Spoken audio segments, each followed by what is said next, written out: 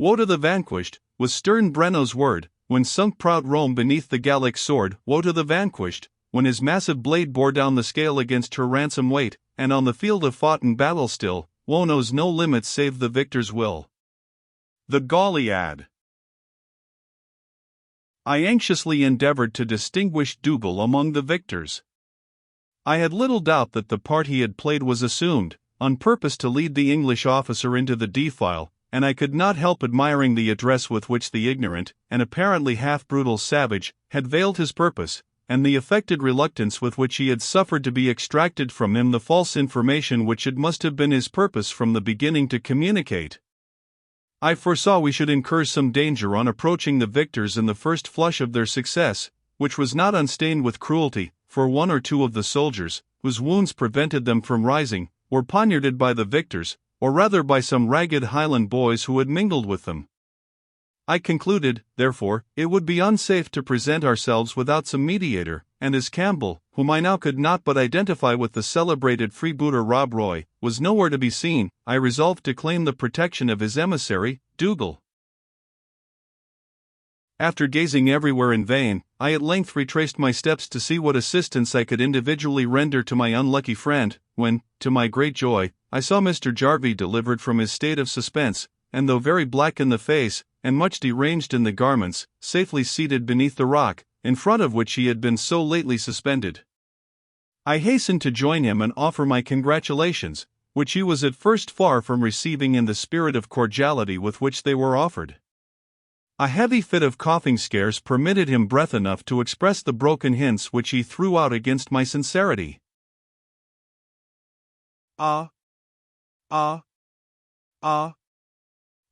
They say a friend, a friend sticketh closer than a brither, When I came up here, Maester Osbaldistone, to this country, cursed of God and man, heaven forgie me for swearing on nae man's errand but yours, d'ye think it was fair, to leave me, first, to be shot or drowned between Redwad Highlanders and Redcoats, and next to be hung up between heaven and earth, like an old potato bogle, without S.A.E. Muckle is trying, S.A.E. Muckle is trying to relieve me? I made 1,000 apologies, and labored so hard to represent the impossibility of my affording him relief by my own unassisted exertions, that at length I succeeded, and the Bailie, who was as placable as hasty in his temper, extended his favour to me once more. I next took the liberty of asking him how he had contrived to extricate himself. Me extricate? I might hae hung there till the day of judgment, or I could hae helped missile, why my head hinging down on the tayside, and my heels on the tother, like the yarn scales in the weighhouse. It was the creature Dougal that extricated me, as he did yestreen. He cutted aff the tails o' my coat wi' his dirk, and another gillie and him set me on my legs as cleverly as if I had never been aff them. But to see what a thing good braidclaith is! Had I been in ony o' your rotten French camlets now, or your drabdaberries, it would hae screed like an auld ragway sic a weight as mine. But fair Affe the weaver that wrought the weft ode I swung and bobbit yonder is safe as a gabbered asterisk that's moored by a 3-ply cable at the Broomielaw. Asterisk, a kind of lighter used in the River Clyde, probably from the French asterisk a bear. I now inquired what had become of his preserver. The creature, so he continued to call the Highlandman, contrived to let me ken there wad be danger in gone near the leady till he came back, and bade me stay here. I am of the mind, he continued, that he's seeking after you. It's a considerate creature, and troth, I wad swear he was right about the leady, as he sees her. Too Helen Campbell was not o' the maist douse maidens, nor meekest was neither, and folk say that Rob himself stands in awe o' her. I doubt she winna ken me, for it's mony years since we met. I am clear for waiting for the Dougal creature or we gang near her. I signified my acquiescence in this reasoning, but it was not the will of fate that day that the Bailie's prudence should profit himself or anyone else.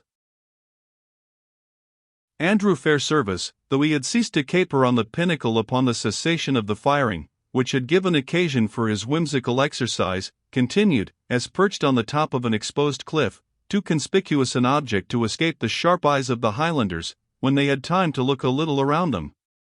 We were apprised he was discovered, by a wild and loud halloo set up among the assembled victors, 3 or 4 of whom instantly plunged into the copsewood, and ascended the rocky side of the hill in different directions towards the place where they had discovered this whimsical apparition. Those who arrived first within gunshot of poor Andrew did not trouble themselves to offer him any assistance in the ticklish posture of his affairs, but leveling their long Spanish-barreled guns, gave him to understand, by signs which admitted of no misconstruction, that he must contrive to come down and submit himself to their mercy, or to be marked it from beneath, like a regimental target set up for ball practice. With such a formidable hint for venturous exertion, Andrew Fairservice could no longer hesitate. The more imminent peril overcame his sense of that which seemed less inevitable, and he began to descend the cliff at all risks, clutching to the ivy and oak stumps, and projecting fragments of rock, with an almost feverish anxiety, and never failing, as circumstances left him a hand at liberty, to extend it to the plaid gentry below in an attitude of supplication, as if to deprecate the discharge of their levelled firearms. In a word, the fellow, under the influence of a counteracting motive for terror, achieved a safe descent from his perilous eminence, which, I verily believe, nothing but the fear of instant death could have moved him to attempt. The awkward mode of Andrew's descent greatly amused the Highlanders below, who fired a shot or two while he was engaged in it, without the purpose of injuring him, as I believe, but merely to enhance the amusement they derived from his extreme terror, and the superlative exertions of agility to which it excited him. At length he attained firm and comparatively level ground, or rather, to speak more correctly, his foot slipping at the last point of descent, he fell on the earth at his full length, and was raised by the assistance of the Highlanders, who stood to receive him, and who, ere he gained his legs, stripped him not only of the whole contents of his pockets, but of periwig, hat, coat, doublet, stockings, and shoes, performing the feat with such admirable celerity, that, although he fell on his back well-clothed and decent burgher-seeming serving man, he arose a forked, unkissed, bald-pated, beggarly-looking scarecrow. Without respect to the pain which his undefended toes experienced from the sharp encounter of the rocks over which they hurried him, those who had detected Andrew proceeded to drag him downward towards the road through all the intervening obstacles. In the course of their descent, Mr. Jarvie and I became exposed to their lynx-eyed observation, and instantly 6 of armed Highlanders thronged around us, with drawn dirks and swords pointed at our faces and throats, and cocked pistols presented against our bodies. To have offered resistance would have been madness, especially as we had no weapons capable of supporting such a demonstration. We therefore submitted to our fate, and with great roughness on the part of those who assisted at our toilette, were in the act of being reduced to as unsophisticated a state, to use King Lear's phrase, as the plumeless biped Andrew Fairservice, who stood shivering between fear and cold at a few yards' distance. Good chance, however, saved us from this extremity of wretchedness, for, just as I had yielded up my cravat, a smart Steinkirk, by the way, and richly laced, and the Bailey had been disrobed of the fragments of his riding-coat, entered Dougal, and the scene was changed. By a high tone of expostulation, mixed with oaths and threats, as far as I could conjecture the tenor of his language from the violence of his gestures, he compelled the plunderers, however reluctant, not only to give up their further depredations on our property, but to restore the spoil they had already appropriated. He snatched my cravat from the fellow who had seized it, and twisted it, in the zeal of his restitution, around my neck with such suffocating energy as made me think that he had not only been, during his residence at Glasgow, a substitute of the jailer, but must moreover have taken lessons as an apprentice of the hangman. He flung the tattered remnants of Mr. Jarvie's coat around his shoulders, and as more Highlanders began to flock towards us from the high road, he led the way downwards, directing and commanding the others to afford us, but particularly the Bailey, the assistance necessary to our descending with comparative ease and safety. It was, however, in vain that Andrew Fairservice employed his lungs in obsecrating a share of Dougal's protection, or at least his interference to procure restoration of his shoes. "Na, said Dougal in reply, she's nae gentle potty, I trow, her petters hae ganged parefoot, or she's muckle mistinen." And, leaving Andrew to follow at his leisure, or rather at such leisure as the surrounding crowd were pleased to indulge him with, he hurried us down to the pathway in which the skirmish had been fought, and hastened to present us as additional captives to the female leader of his band. We were dragged before her accordingly, Dougal fighting, struggling, screaming, as if he were the party most apprehensive of hurt and repulsing, by threats and efforts, all those who attempted to take a nearer interest in our capture than he seemed to do himself. At length we were placed before the heroine of the day, whose appearance, as well as those of the savage, uncouth, yet martial figures who surrounded us, struck me, to own the truth, with considerable apprehension.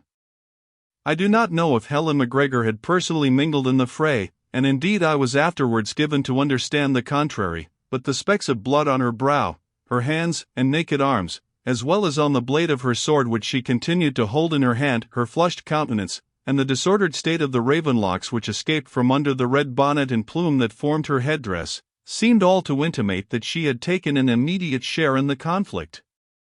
Her keen black eyes and features expressed an imagination inflamed by the pride of gratified revenge, and the triumph of victory. Yet there was nothing positively sanguinary, or cruel, in her deportment, and she reminded me, when the immediate alarm of the interview was over, of some of the paintings I had seen of the inspired heroines in the Catholic churches of France.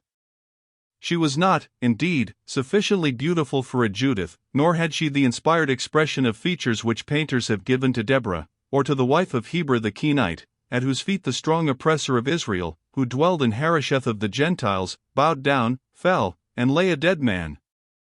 Nevertheless, the enthusiasm by which she was agitated gave her countenance and deportment, wildly dignified in themselves, an air which made her approach nearly to the ideas of those wonderful artists who gave to the eye the heroines of Scripture history.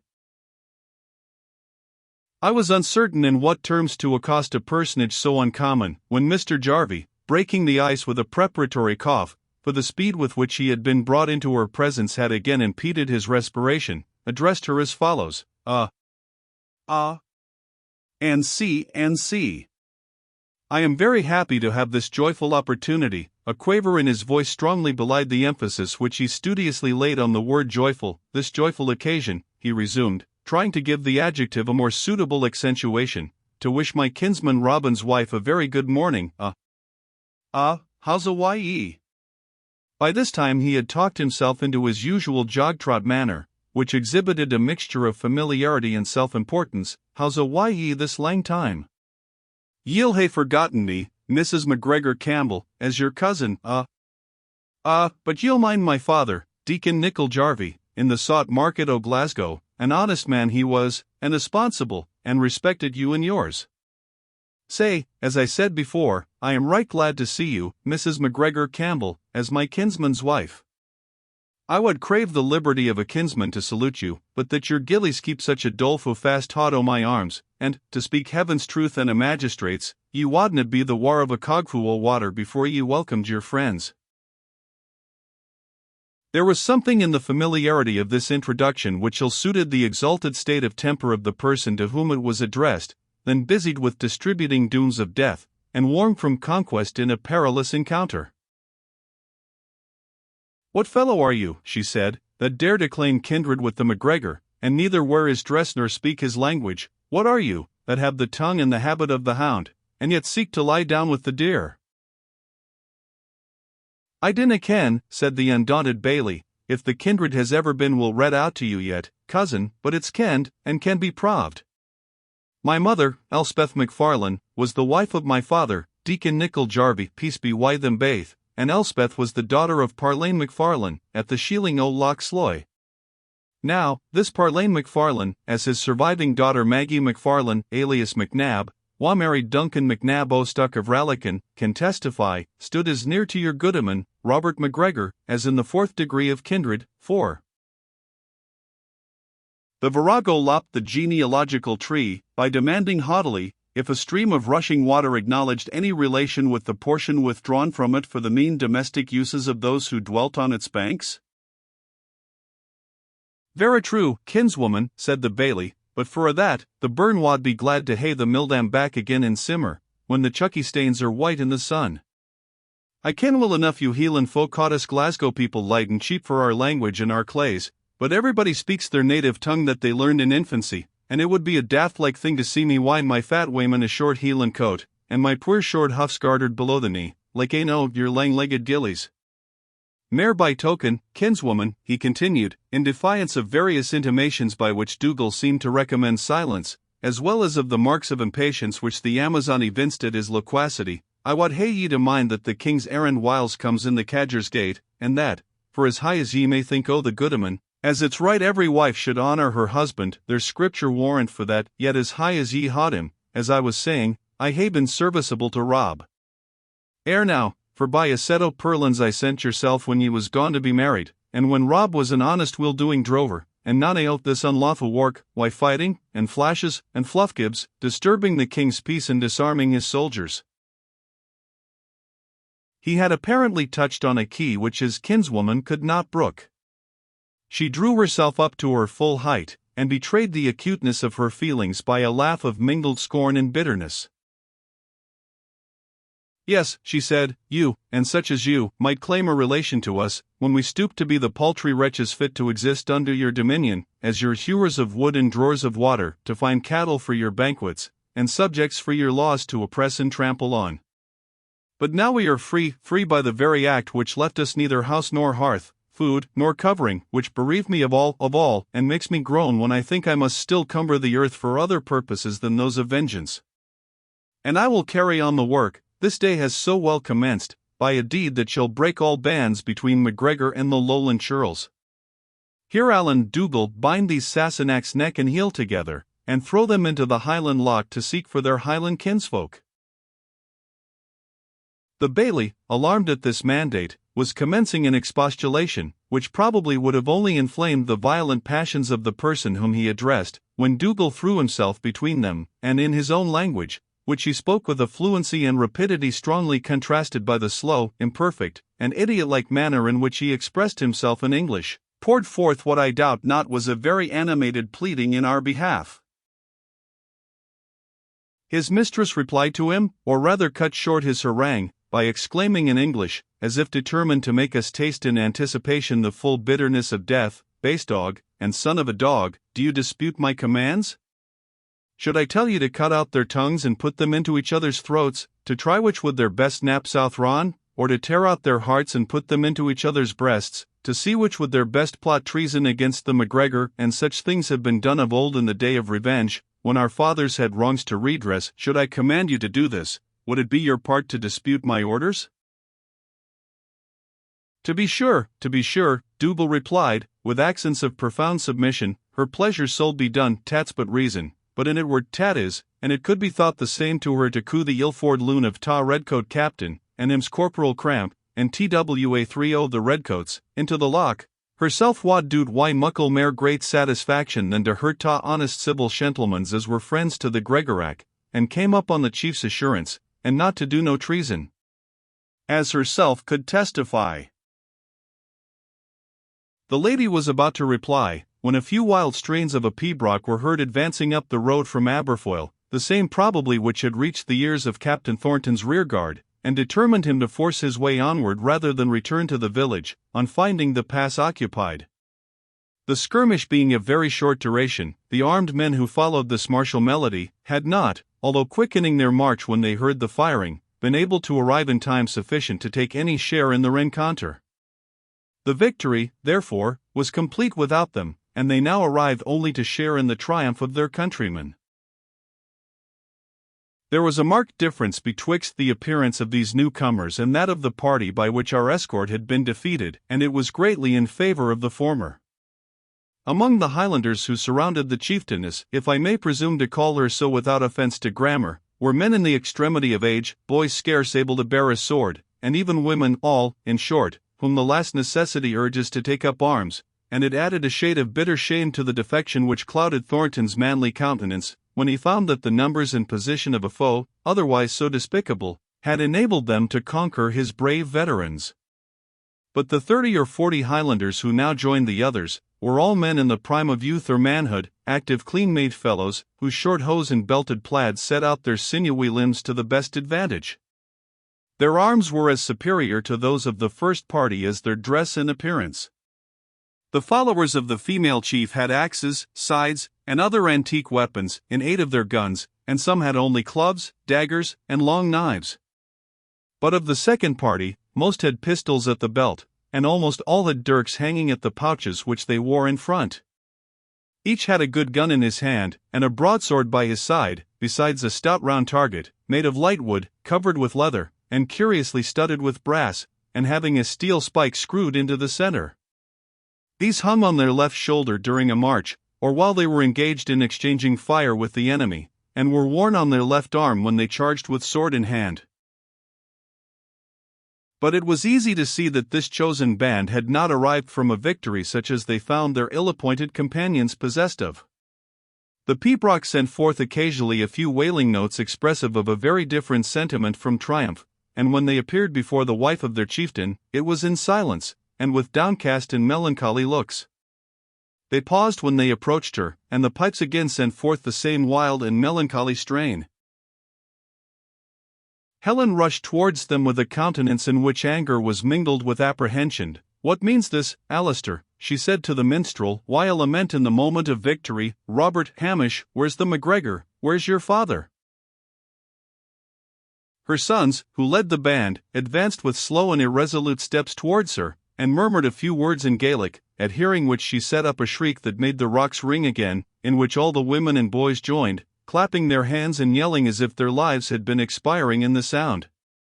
The mountain echoes, silent since the military sounds of battle had ceased, had now to answer these frantic and discordant shrieks of sorrow, which drove the very night-birds from their haunts in the rocks, as if they were startled to hear orgies more hideous and ill-omened than their own, performed in the face of open day. "Taken," repeated Helen, when the clamor had subsided. "Taken captive, and you live to say so, coward dogs! Did I nurse you for this, that you should spare your blood on your father's enemies? Or see him prisoner, and come back to tell it?" The sons of MacGregor, to whom this expostulation was addressed, were youths, of whom the eldest had hardly attained his 20th year. Hamish, or James, the elder of these youths, was the tallest by a head, and much handsomer than his brother. His light blue eyes, with a profusion of fair hair, which streamed from under his smart blue bonnet, made his whole appearance a most favourable specimen of the Highland youth. The younger was called Robert, but, to distinguish him from his father, the Highlanders added the epithet Oig, or the young. Dark hair, and dark features, with a ruddy glow of health and animation, and a form strong and well set beyond his years, completed the sketch of the young mountaineer. Both now stood before their mother with countenances clouded with grief and shame, and listened, with the most respectful submission, to the reproaches with which she loaded them.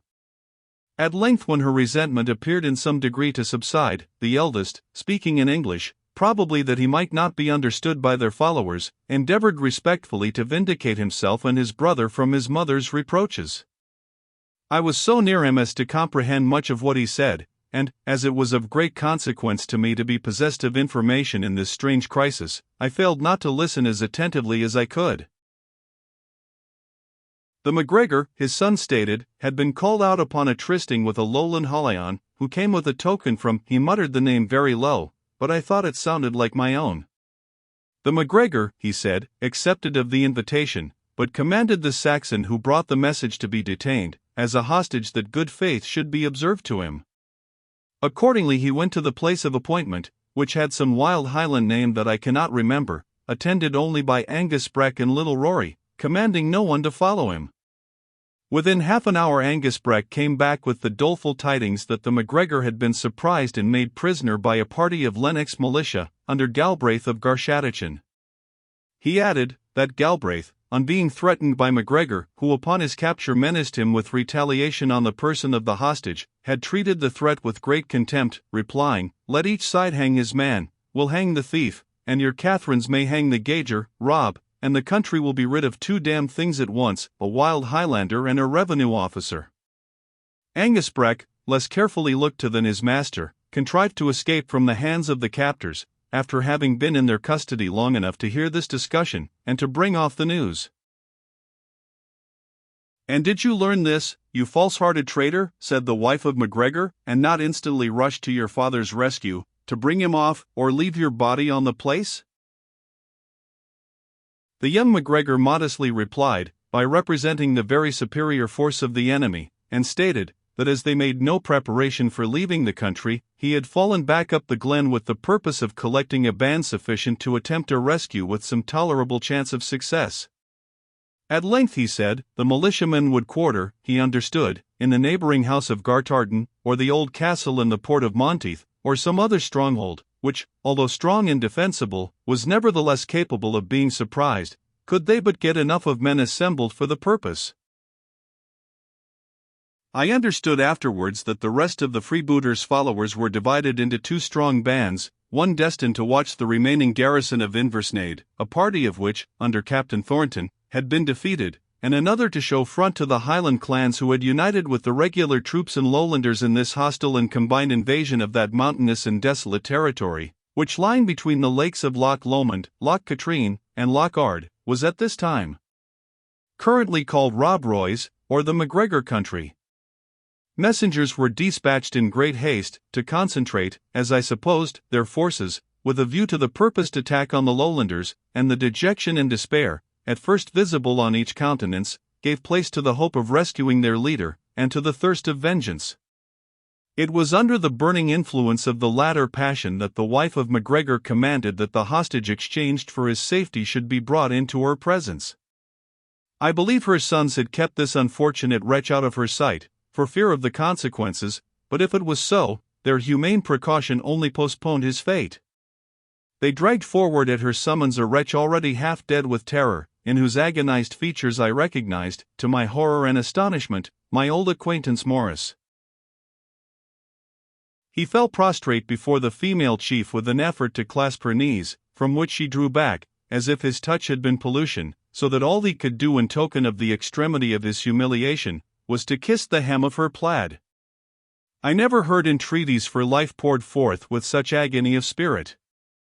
The ecstasy of fear was such, that instead of paralyzing his tongue, as on ordinary occasions, it even rendered him eloquent, and, with cheeks pale as ashes, hands compressed in agony, eyes that seemed to be taking their last look of all mortal objects, he protested, with the deepest oaths, his total ignorance of any design on the person of Rob Roy, whom he swore he loved and honored as his own soul. In the inconsistency of his terror, he said he was but the agent of others, and he muttered the name of Rashleigh. He prayed but for life he would give all he had in the world, it was but life he asked, life, if it were to be prolonged under tortures and privations, he asked only breath, though it should be drawn in the damps of the lowest caverns of their hills. It is impossible to describe the scorn, the loathing, and contempt, with which the wife of MacGregor regarded this wretched petitioner for the poor boon of existence. I could have bid ye live, she said, had life been to you the same weary and wasting burden that it is to me, that it is to every noble and generous mind. But you wretch! You could creep through the world unaffected by its various disgraces, its ineffable miseries, its constantly accumulating masses of crime and sorrow. You could live and enjoy yourself, while the noble-minded are betrayed, while nameless and birthless villains tread on the neck of the brave and the long-descended. You could enjoy yourself, like a butcher's dog in the shambles, battening on garbage, while the slaughter of the oldest and best went on around you. This enjoyment you shall not live to partake of, you shall die, base dog. And that before yon cloud has passed over the sun. She gave a brief command in Gaelic to her attendants, two of whom seized upon the prostrate suppliant, and hurried him to the brink of a cliff which overhung the flood. He set up the most piercing and dreadful cries that fear ever uttered. I may well term them dreadful, for they haunted my sleep for years afterwards. As the murderers, or executioners, call them as you will, dragged him along, he recognized me even in that moment of horror, and exclaimed, in the last articulate words I ever heard him utter, "Oh, Mr. Osbaldistone, save me, save me!" I was so much moved by this horrid spectacle, that, although in momentary expectation of sharing his fate, I did attempt to speak in his behalf, but, as might have been expected, my interference was sternly disregarded. The victim was held fast by some, while others, binding a large heavy stone in a plaid, tied it round his neck, and others again eagerly stripped him of some part of his dress. Half naked, and thus manacled, they hurled him into the lake, there about 12 feet deep, with a loud halloo of vindictive triumph, above which, however, his last death shriek, the yell of mortal agony, was distinctly heard. The heavy burden splashed in the dark blue waters, and the Highlanders, with their poleaxes and swords, watched an instant to guard, lest, extricating himself from the load to which he was attached, the victim might have struggled to regain the shore. But the knot had been securely bound, the wretched man sunk without effort, the waters, which his fall had disturbed, settled calmly over him, and the unit of that life for which he had pleaded so strongly, was forever withdrawn from the sum of human existence.